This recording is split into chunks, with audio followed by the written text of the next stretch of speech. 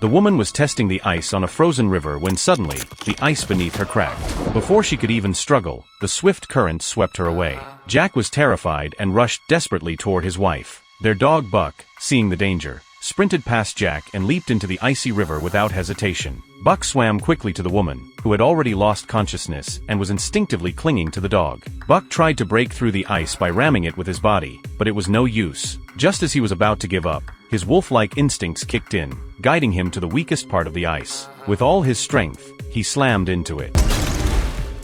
Meanwhile, Jack managed to grab his wife and pull her to safety. Thankfully, she was unharmed, and Jack breathed a sigh of relief. But Buck, exhausted from the effort, was swept away by the current before Jack could reach him. Jack called out desperately, but there was no response. Overwhelmed with grief, Jack took out a knife and began hacking at the ice. When the knife broke, he used his bare hands, the pain forgotten in his frantic desperation. After what felt like an eternity, Jack finally collapsed, kneeling on the ice and weeping. Just then, a bamboo pole appeared beside him. Jack's eyes lit up, but before he could act, he realized something and turned around. To his astonishment, it was Buck. He had managed to swim back on his own. Overjoyed, Jack hugged the dog tightly. However, the lead dog of the pack, watching from a distance, grew jealous, convinced that Buck had stolen his place in Jack's heart. That evening, the woman, grateful to Buck, handed him a large chicken leg as a reward. As Buck took the treat, his mind drifted back to memories of years past.